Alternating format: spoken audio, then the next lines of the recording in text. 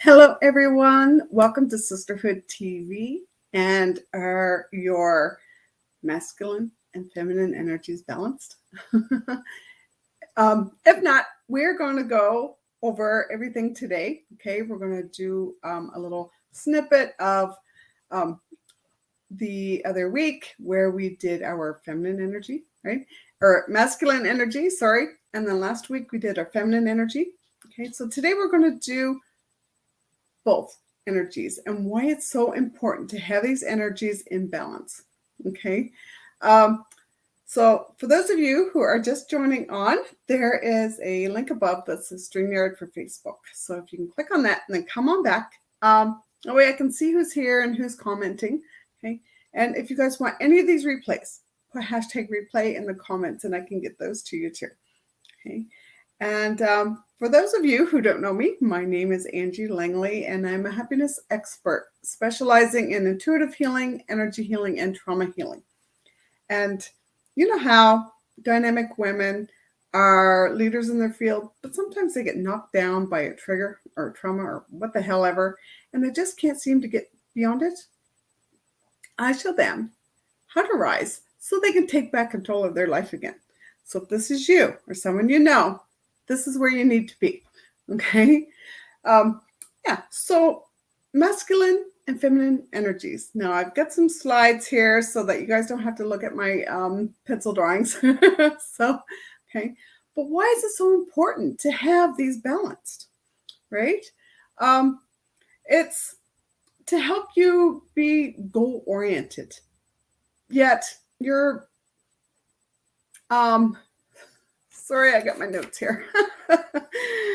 Goal oriented, but you're also surrendered, right? So you have a goal that you want, you have a dream, you have, dreams or amazing things that you want to happen in your life, right? Like when I did my bodybuilding competition, right? Or, even doing this business, this job, right? I have a goal that I want to achieve. And, but I don't have a stranglehold on it. Okay. Because once I do, it's just like squeezing a cat. Have you ever squeezed a cat and it just kind of squirms and scratches and hisses at you and wanting to let go? Yeah. Same thing. This is what our goals do for us, right? It's like, yes, I have a certain goal, a certain dream that I want out of my business here. And, but I don't have a stranglehold on it because if I focused on that dream so hard that I can't do anything else with it, right? It's not going to come to me, right? Because then all the self doubt will come in, all of my lack, right? I'm going to start procrastinating, my patsy is going to start coming out, right? And I don't want that. So when I surrender, I have the universe is going to say, okay, let's give her more. Okay. Makes sense? And also, you're logical, but intuitive too. Okay. It's like, yeah, you're working on your left and right side of your brain. One side's masculine, one side's feminine, right? You're yin and you're yang. So you're also logical that, okay, my logic tells me that I need to do certain steps to have this goal. Okay. And my intuition is telling me, hell yeah, I can do this, right? Yeah. So have you guys ever had that happen before? Yeah. So, and you're confident, yet you're receptive. I'm confident I can do this. I have straight and arrow, singularly focused on what I want to do. Right? But I'm also receptive to ask for help, to have new ideas, right? So I'm not so rigid that I'm not going to be able to listen to anybody else or ask for help, right? So it's so important to have a certain goal. And this is why it's so important to have these balances, these energies balanced. Sorry, guys, I've just drove home in a snowstorm. So yeah, fun, right? That's winter here in Nova Scotia. So let me know what the weather is like at where you are. Hey, is it snowing? Is it sunny? Is it raining? Is it cold? Is it hot? Tell me what it's doing there. So I am going to bring up one of these slides. Now we're going to go over the masculine energy. Okay, so here's our masculine energy. Let me open that up a little more so you can see it. Okay, so our empowered masculine, which is our the healthy one, right? He is the doer. He's the action oriented. He's honest. He's accountable. You're confident. You're supportive. You're logical. You're goal oriented, right? You're focused. You're ambitious, and you have boundaries. Okay, so this is what happens when your masculine energy is balanced. Okay, but if it's not balanced, if you're too much in your masculine, right, you're overdoing things. You're overthinking. You have controlling issues, right? You're aggressive. You're abusive. You're a perfectionist, right? You're confrontational. You're overbearing. You're emotionless. You're heartless, right? And that's not good, right? No, it's not good. So this is why it's so important to be the empowered masculine, right? To have them balanced out, right? And it's not 50-50 altogether all the time. You could be, 20 feminine, 80 masculine, or you could be 60 masculine or 40 feminine, right? It's just give and take, okay? And of course, we have our feminine energy, okay? And when our feminine energy is balanced, we're just being, we're just here. And this is when we start to be creative, right? We're more authentic, we're intuitive, we're open to receive our abundance, our gifts, open to receive anything. Like, do you guys have trouble saying thank you when people give you something?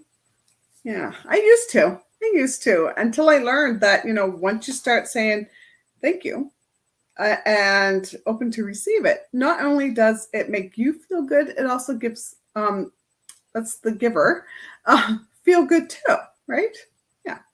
So you're playful, you're empathetic, you're compassionate, creative, vulnerable, right? I'm always on here saying what my past was like, because I want you guys to know exactly what I went through, right? And I want to show you that, yes, you can get through this. You can be happy. You don't have to be triggered anymore, right? You don't have to be sick anymore. Right? Expressive, you just surrender, you just let things happen. Yes, you have action steps, but again, it's like, well, if it happens, it happens, right? Because we don't know what the universe has in store for us, right? I might say, yeah, I want to make, I don't know, $1 million by next year, right? And if I had a stranglehold on that, the universe might have a different idea, right? I might have 1.5 million or 2 million or whatever, right? So yeah, just surrender your dreams and your goals, right? And your rest, it's just like when you're exercising and you're building muscle, right? And you're going and your muscles are getting tired, and of course you take a rest day. What happens during that rest day? Your muscles get stronger, right? They heal together and they get stronger, okay? So that's why it's so important to have that, okay, to rest. Now, when your feminine is not balanced, she feels insecure, she's codependent, she's needy, she's over emotional, over apologizing. Do you guys know anybody like that that's always saying, oh, I'm sorry, even though they don't know what they're sorry for, right? They have weak boundaries. Yeah. Weak boundaries is not good. You need to have very strong boundaries so people will treat you the way you deserve to be treated. Right? You have that shame and the guilt. You feel unworthy, you're naive, right? Um, oh, there we go. I did that again. Naive. I can't read that. Oh, shoot. That's okay. Yeah. So this is what happens when your feminine energy is not balanced. Okay. So this is what happens. So this is the energy traits of your feminine and masculine. Okay. So these are your feminine is your being, right? You're just like Cleopatra, right? She was just there, and all her wish was her everyone's command, right? Like whatever she wanted, she got because she didn't have to work for it because she had her masculines were doing all the stuff for her, right? So she was just being, right? And that's your yin, and that's the emotional part of you, right? It's the water side, the left side of your human body. Okay, so, and she's passive, inward, she's circular, intuitive, free flowing. You're just like, let things go. Okay, very empathetic. You're sensual, right? You share, receiving. You're the nurturer, creative. You're patient. You're sensitive. And this is when you start manifesting things, right? This is when you get all of your, all the magic begins, right? The things that you want in your life, okay? This is when they start to manifest.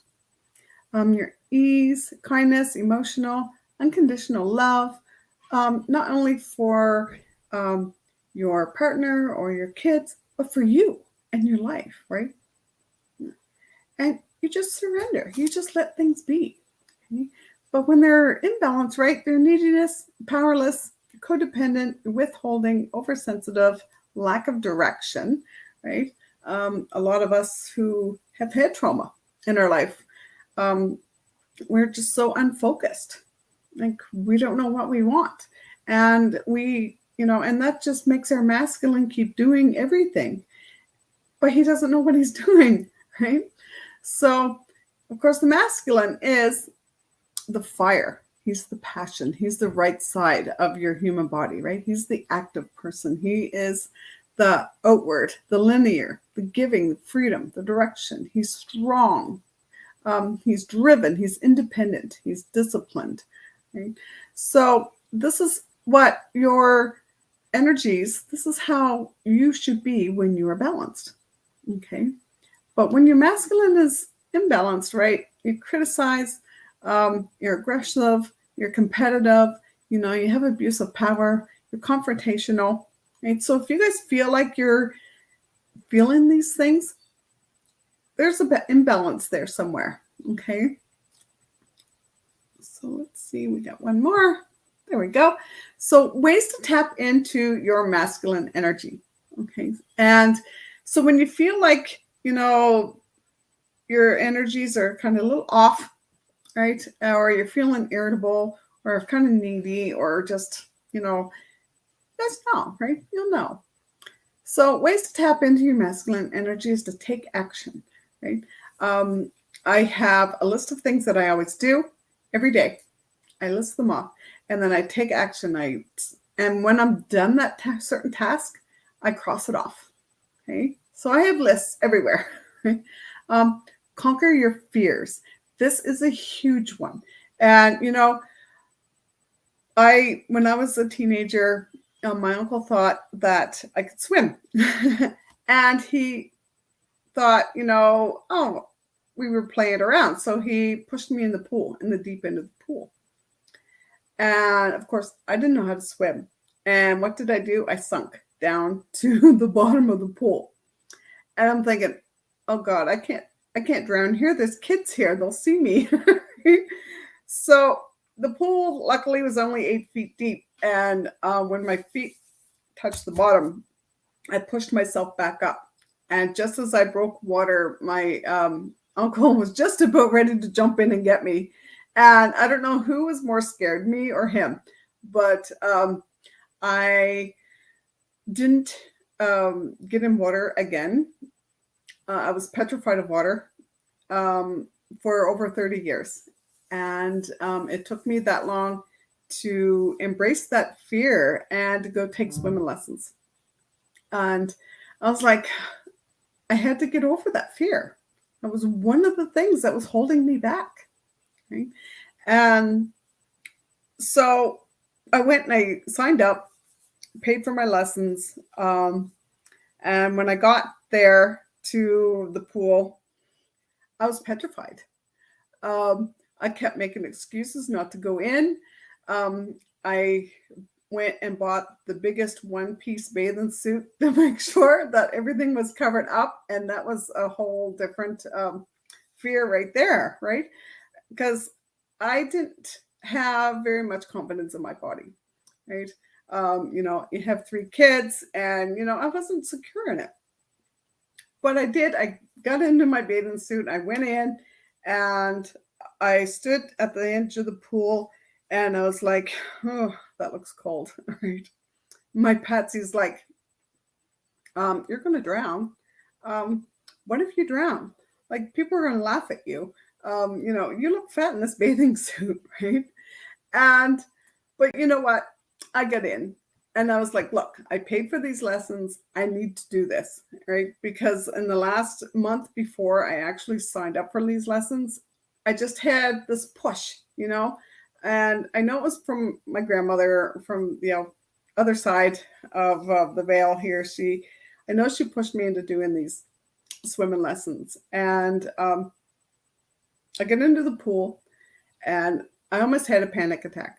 And nothing bothers me, right? I don't panic. I don't have panic attacks. I don't have anxiety. And I was like, oh my God. Right. And I was like trying to calm myself down. And, you know, my instructor, she goes, okay, just come in and get used to the water. And she said, and we'll kind of dunk down and do some easy exercises. Well, when I get done, I told her I was petrified. And she goes, really? I didn't think you were. And I was like, oh, yeah, I was petrified. But, I went every week. I went to these lessons. And, I can jump into a pool of water now. And I have no more fear of water. And now every time I go out of my comfort zone, every time I try to do something different, something that, and I'm scared to do, I'm always thinking, okay, I've learned how to swim. I conquered that fear of water, right? I conquered, that fear of being in a bathing suit, right? Because when I did my bodybuilding competition, I was in this little tiny bikini, right? So, so I always go back to that. Every time I'm trying to get out of my comfort zone, every time I'm trying to face my fears, right? Set boundaries. Strong boundaries are huge. But when you have trauma or anything like that, boundaries, we don't have boundaries, because that's where people pleasing comes in, and we'll just do anything. We just feel bad about ourselves, right? So setting strong boundaries is not only good for people around you to show them how you want to be treated. It's going to help you be more confident, be more able to speak up for yourself. Okay. So you can stand in your own power, right? So be confident, do those things that you always want to do, right? Who the hell cares about anybody else, right? You can say no, right? People don't, you don't have to do everything that everybody says, right? Or asks you. You can say no. And you can be assertive about it too. There's no more wishy-washy, be assertive. Okay? Demand your worth. Having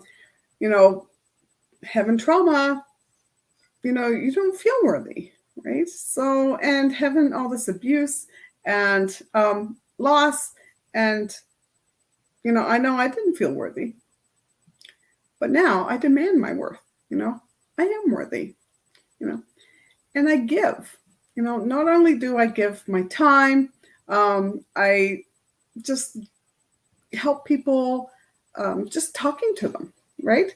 So give and take responsibility, not only, for yourself. Okay.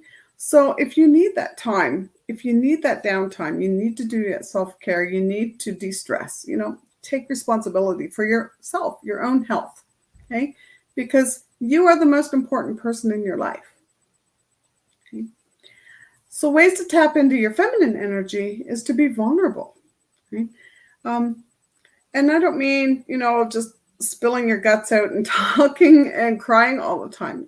No, if someone is having trouble, just be vulnerable and show them, tell them your story too.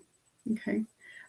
Nourish yourself, eat healthy foods, exercise, go for those walks, take those bubble baths. Okay. Read, right? Not only do you have to nourish your body, but you also have to nourish your brain too, right? So, and slow down, right? We're not in a race here. So sometimes just slow down and stop and smell the roses, right? And just take a deep breath and just kind of relax. Okay? Get creative, right? Go painting. People have these paint shops now where you can go paint a picture. They do crafts. Just read, write, knit, sew, paint, do diamond art, puzzles, whatever, right? Just be creative. Okay. Follow your intuition. Okay.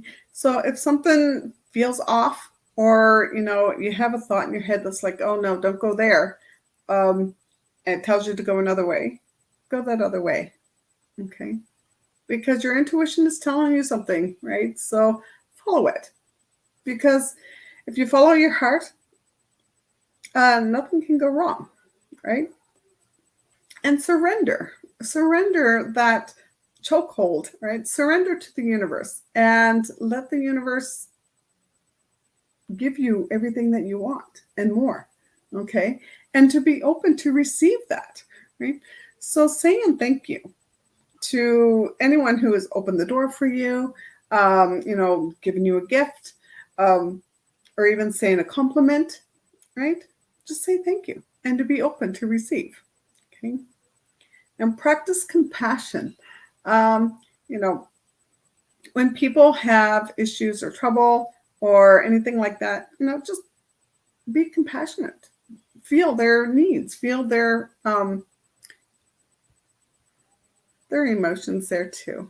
Okay, so I'm going to get that off of there. Where am I? There I am. All right. So if you guys want the replays for this, put hashtag replay in the comments and I can get that to you. And next month, we are going to do a happiness holiday challenge. So if you want register for that, put hashtag holiday in the comments and I can get you registered for that. And again, if you guys need help with balancing these energies, or like, well, I have this going on, but I don't know how to do this, give me a call. Okay, just put hashtag call in the comments. And I can find out, I can tell you what your blocks are. Okay. And then it takes 10 minutes. So, and it doesn't cost a thing, not in 10 minutes. Okay. So put hashtag call in the comments. So if you guys need anything, if you want any of these replays, put hashtag replays. These are all short and sweet, and but they were fun. So watch what your balances are. Okay. So if you're always working and doing, you're in your masculine. But if you're kind of sitting back and like, okay, I want this, and I'm just going to sit back and relax and be creative, then you're in your feminine. Right? So have a great night. Again, hashtag replay if you want the replay. Hashtag call. Give me a call. Even if you just want to say hello. All right. Or just say, okay, hey, Aunt, how are you? Put hashtag call in the comments. If you want to join our holiday happiness challenge next month, just in time for the holidays, we're going to de-stress, have some fun. Put hashtag holiday in the comments and I'll get you registered for that too. So have a great night. I will talk to you guys all next week here on Wednesday at 6 p.m., which is Eastern Standard Time, but 7 p.m. Atlantic Standard Time. Okay. So have a great night and I'll see you all next week.